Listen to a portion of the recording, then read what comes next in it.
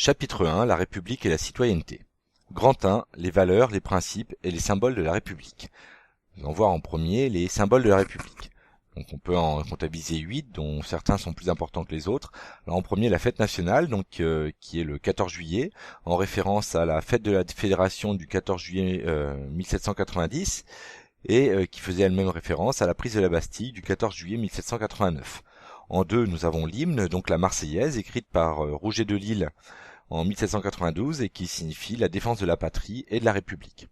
En 3, la devise, liberté, égalité, fraternité, donc qui date de la Révolution et qui signifie que la République est basée sur ces trois droits fondamentaux. En 4, le drapeau bleu, blanc, rouge, qui a été créé en 1789 et qui est l'alliance du bleu et du rouge de la ville de Paris et du blanc de la monarchie. En 5, Marianne, ce portrait de femme qui date de la Révolution, qui est une allégorie de la République et de la liberté. En 6, le Panthéon, qui est un monument parisien au XVIIIe siècle, donc en 1791 pendant la Révolution. Ce bâtiment qui devait être destiné à être une église est consacré en fait à la mémoire des grands hommes de la nation. En 7, l'emblème sportif, le coq, qui a été créé au Moyen-Âge et au XIXe siècle et qui a pour signification la Gaule et le côté fier de cet animal. En 8, le sceau, qui est en fait une sorte de tampon créé en 1848 qui sert à cacheter les documents officiels, comme par exemple la Constitution. Petit 2, les valeurs et les principes de la République. La Constitution de la Ve République est basée sur un certain nombre de valeurs comme les droits de l'homme, la liberté, l'égalité, la fraternité, l'environnement ou la démocratie. Donc l'article 1er d'ailleurs de la Constitution affirme 5 grands principes républicains. La République est indivisible, la laïcité, la République est démocratique, elle est sociale et la parité homme-femme. Donc pour résumer sur la République indivisible, la République est indivisible, cela veut dire qu'il y a l'égalité de tous les citoyens, l'unité du territoire et une seule langue officielle pour tous. Conséquence de cela, la loi est la même pour tous, sur tout le territoire. Deuxième principe, la République est laïque. Donc depuis la loi de séparation de l'Église et de l'État de 1905, la France est laïque, c'est-à-dire qu'il y a la liberté religieuse, il n'y a pas de lien entre l'État et l'Église, et les églises, c'est-à-dire que les prêtres par exemple ne sont pas payés par l'État, ce ne sont pas des fonctionnaires. En troisième, la République est démocratique, là je n'insiste pas là-dessus puisqu'on le reverra dans le chapitre 2 d'éducation civique de l'année. En quatrième, nous avons la République est sociale, cela veut dire que la République est solidaire, le but est de réduire les inégalités, c'est pour cela qu'ont été créées la sécurité sociale en 1945, qu'il y a l'école gratuite, qu'il y a le RSA, revenu social, qui permet à chacun d'avoir un revenu même s'ils n'ont pas de travail. Enfin, dernier principe, la parité homme-femme, qui doit dans la vie politique et sociale être un principe qui permet aux femmes d'accéder au même niveau de pouvoir et de qualification que les hommes. Donc ce principe récent est assez dur à appliquer. Alors des lois assez récentes imposent notamment la présence de femmes dans les conseils municipaux ou lors d'élections comme les élections européennes ou cantonales où elles doivent être à parité avec les hommes. Donc voilà pour ces principes.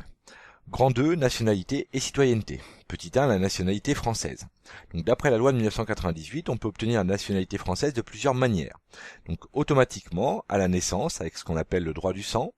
Donc il suffit d'avoir un seul parent français. Par déclaration, en deuxième, pour un enfant qui est né en France et qui souhaite au bout d'un certain nombre d'années devenir français, ce qu'on appelle le droit du sol.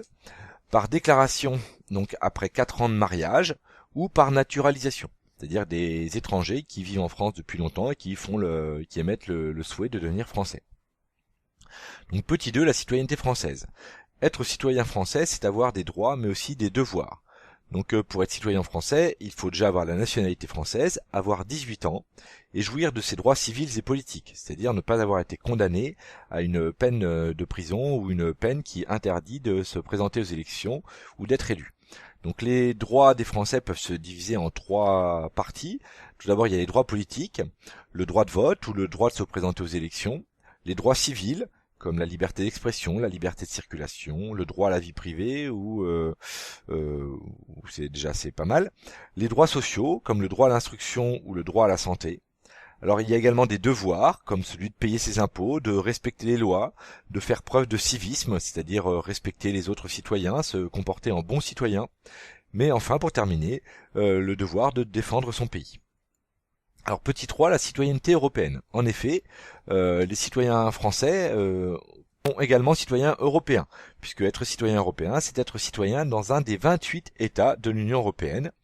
Donc chaque État d'ailleurs a ses propres règles pour obtenir la nationalité, puisque par exemple l'Allemagne est plus restrictive que la France, car il faut avoir ses 2 parents allemands, ou être né en Allemagne de parents vivant depuis 8 ans en Allemagne. Le Royaume-Uni est lui plus ouvert que la France, car il suffit d'avoir un seul parent britannique pour ou bien de naître au Royaume-Uni pour devenir britannique. Donc les conditions de naturalisation sont très variées selon les pays. Alors être citoyen européen, c'est avoir également de nouveaux droits. Donc l'Union européenne, pour rappel, a été créée par le traité de Maastricht de 1992 qui permet d'être citoyen européen. Il permet également à ses citoyens de circuler, de séjourner librement dans un des 28 États de l'UE. Il permet de voter et d'être éligible aux élections municipales, mais aussi aux élections européennes du pays de résidence. Enfin, il permet de faire des pétitions devant le Parlement européen. Voilà, c'est terminé pour ce premier chapitre d'éducation civique. Merci de m'avoir écouté jusqu'au bout.